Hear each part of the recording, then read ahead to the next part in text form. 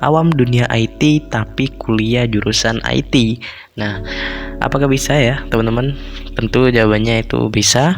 Dan topik ini tidak hanya untuk teman-teman yang baru berkuliah di jurusan IT, tetapi mungkin teman-teman yang dari SMP akan melanjutkan ke SMK yang jurusannya ada berkaitan dengan IT seperti RPL atau TKJ atau yang lainnya seperti itu. So, buat teman-teman yang mungkin awam dunia IT lalu ingin melanjutkan pendidikan ke jurusan yang IT, mungkin video ini relate dengan teman-teman.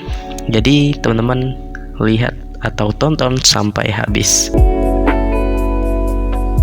Assalamualaikum warahmatullahi wabarakatuh. Hai teman-teman semua, kembali lagi dengan aku Malik di channel Malik Sibra. Oke guys, di video kali ini kita akan membahas ya, mungkin teman-teman sudah melihat dari judul video ini. Oke, langsung saja kita ke pembahasannya. Yang pertama yaitu awam dunia IT tapi kuliah jurusan IT, apakah bisa?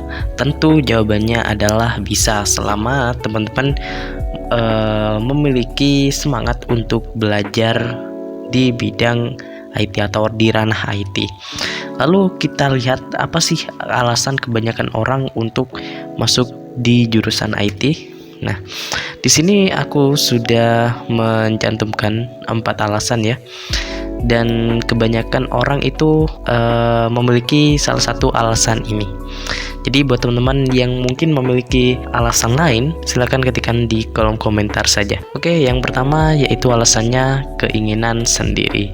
Nah, mungkin teman-teman yang mulai dari SMK atau SMA sudah melek, atau mungkin teman-teman yang dari SMK dan dari jurusan IT ya seperti TKJ, RPL dan lain-lain, itu mungkin sudah memiliki keinginan atau ketertarikan di bidang IT.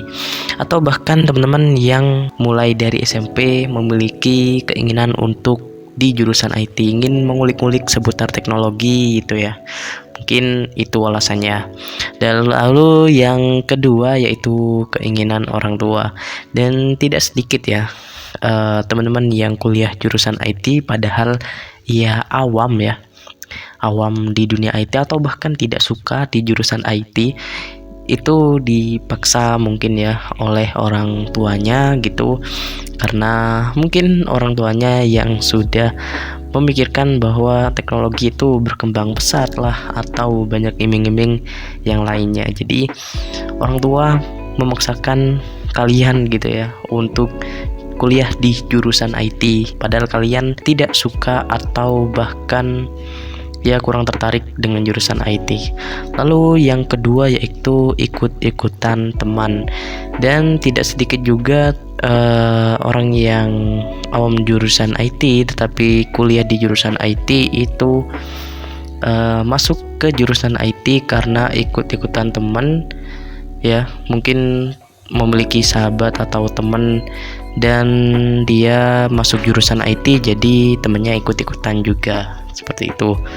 Lalu yang keempat yaitu cari aman dan nggak mau capek. Mungkin teman-teman melihat bahwa orang-orang IT itu bekerja hanya di depan laptop atau komputer saja dan bisa bekerja di mana saja, bisa di rumah, di kafe atau yang lain-lain.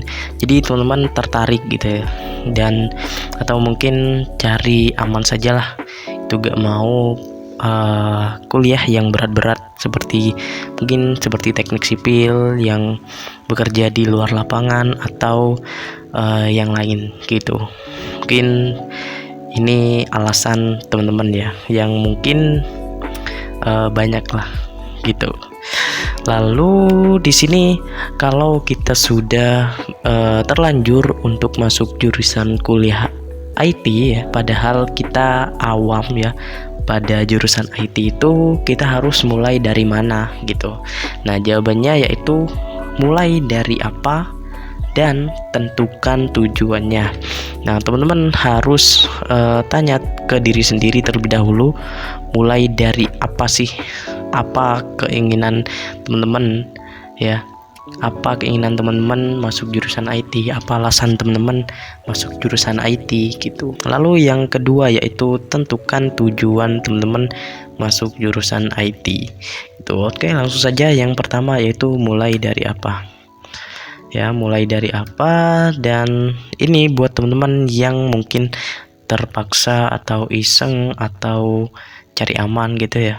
Yang pertama yaitu it's okay untuk mulai belajar gitu, gak terlambat buat teman-teman mulai belajar. Dan kalau teman-teman bertanya kapan waktu yang tepat untuk belajar dunia IT ya, atau ngulik-ngulik dunia IT atau ranah IT itu kapan, dan waktu yang tepat itu ya sekarang gitu. Jangan menunda gitu, segera cari tahu dan segera belajar gitu. Lalu yang kedua yaitu cari tahu gimana sih dunia IT itu. Cari seluk-beluknya atau ngulik lebih dalam mengenai dunia IT itu. Dalam-dalamnya itu ngapain aja orang IT dan yang lain-lain. Lalu yang ketiga yaitu cari hal yang membuat senang di IT. Maksudnya gimana? Cari hal yang bisa membuat teman-teman itu senang gitu, ngulik-ngulik dunia IT atau menjadi orang IT gitu. Contohnya mungkin dari gaji atau salary yang cukup tinggi buat orang IT, atau kebebasan bekerja di mana saja tempat bekerja dan yang lain-lain. Silakan cari tahu sendiri. Lalu yang keempat yaitu cari tahu orang sukses di dunia IT. Dan kita sudah sering mendengar pasti ya, seperti Elon Musk, lalu Bill Gates, lalu Mark, pendiri Facebook atau Meta, dan yang lain-lain, masih banyak lagi.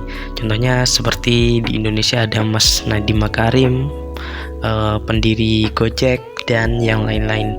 Cari tahu, intinya mulai belajar, lalu dalami dunia IT di dalamnya, di seluk-beluknya itu, dan mulai senangi dunia IT gitu.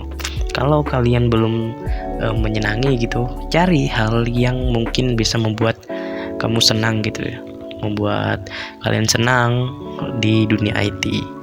Seperti itu. Lalu untuk teman-teman yang beralasan atau memiliki alasan karena keinginan sendiri gitu ya, pasti lebih mudah ya untuk belajarnya, atau mungkin sudah memiliki pandangan gitu ya. Jadi saran dari aku sih, lebih semangat lagi belajarnya dan terus dikembangkan gitu ya. Dan yang kedua yaitu pelajari matkul kuliah atau mata kuliah ya. Ini mungkin tipe gitu ya. Dan kenapa kita harus mempelajari matkul kuliah gitu ya? Karena mungkin teman-teman yang memiliki keinginan sendiri sejak awal itu mungkin sudah memiliki pandangan, sehingga mungkin akan terfokus ke bidang-bidang tertentu gitu. Jadi ketika teman-teman sudah fokus gitu, mungkin akan lebih menyepelekan mata kuliah ya yang lain gitu, yang tidak sesuai dengan keinginannya gitu. Jadi jangan begitu ya teman-teman, tetap pelajari mata kuliah yang teman-teman pelajari gitu. Lalu yang kedua yaitu tentukan tujuan kalian. Nah, tentukan tujuan kalian mau berkarir di bidang apa. Tentunya di bidang IT itu banyak seperti mobile apps, website developer, front end atau back end developer, data science, lalu DevOps, network engineer, UI UX, dan masih banyak lagi. Jadi teman-teman cari tahu apa sih ini bidang-bidang ini, lalu tentukan kesukaan dari teman-teman. Jika sudah menemukan bidang yang ingin ditekuni, lalu dipelajari seperti itu. Lalu tentukan bagaimana kerja dari teman-teman, apakah mau freelance atau kerja remote. Freelance itu seperti kerja part time dan tidak terikat dengan waktu. Jadi teman-teman bisa mengambil project-projectan dari website-website yang menyediakan project untuk freelancer atau kerja remote gitu, istilahnya WFH lah gitu. Lalu yang kedua yaitu kerja di kantor atau startup gitu. Kan sekarang orang IT pasti dibutuhkan di dalam banyak perusahaan gitu, atau kantor-kantor, bahkan startup apalagi ya. Jadi teman-teman tentukan ya, apakah ingin bekerja di kantor gitu, atau yang ketiga yaitu membuat software house gitu. Mungkin teman-teman yang ingin memiliki usaha sendiri gitu, membuat software house yang menyediakan jasa untuk pembuatan perangkat lunak seperti aplikasi atau website atau yang lain-lain. Mungkin sekian untuk video kali ini. Jangan lupa untuk klik like, comment, dan share ke teman-teman kalian agar teman-teman kalian tahu apa yang kalian tahu. Terima kasih dan semoga bermanfaat.